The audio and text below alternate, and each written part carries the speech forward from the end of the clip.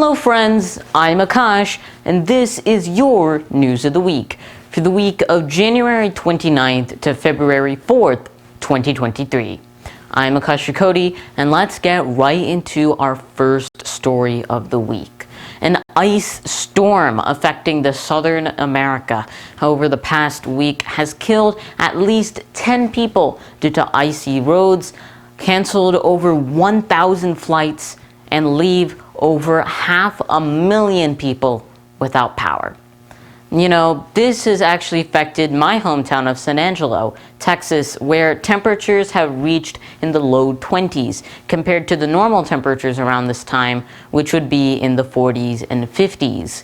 Meanwhile, there has been a highly dangerous polar vortex that has been threatening northeastern America with some of the coldest air seen in America over the past 5 years, with the coldest wind chill in American history just being set in New Hampshire this week at negative 108 degrees Fahrenheit. For reference, the average temperature on Mars is negative 80 degrees Fahrenheit.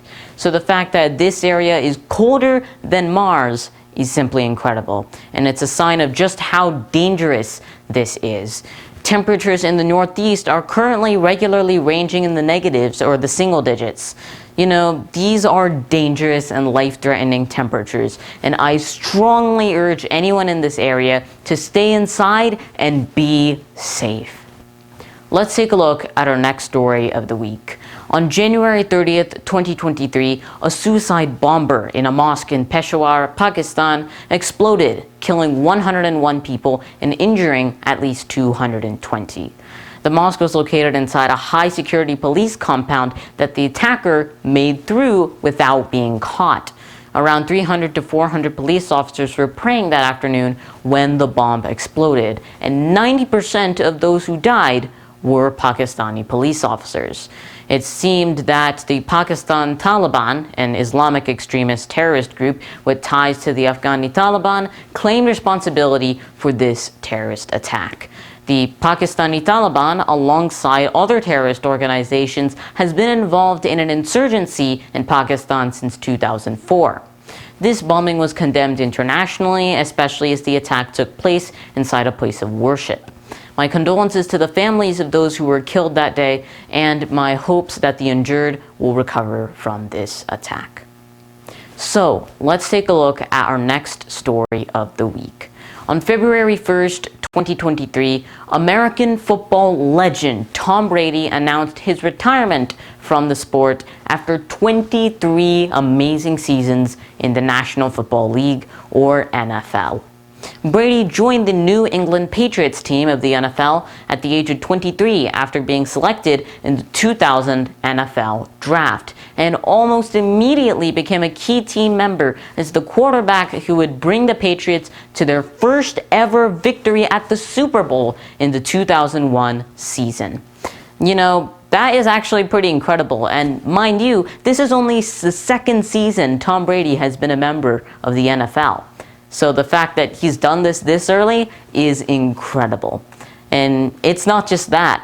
Tom Brady, along with the Patriots head coach Bill Belichick, brought the Patriots to 8 Super Bowls, winning 6 of them in total. Those being 2001, 2003, 2004, 2014, 2016, and 2017, before he moved to the Tampa Bay Buccaneers in 2020, winning the Super Bowl with the Buccaneers that year too, for a total of 7 Super Bowl rings, of which he has won 5 MVP titles, the most of any NFL player in history.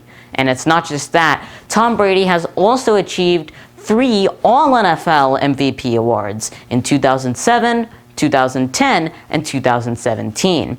He has the most quarterback wins, most passing yards, most passing completions, most touchdown passes, and the most games started, all in NFL history.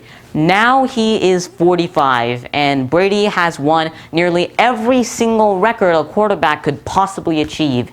So he decided it was time to retire.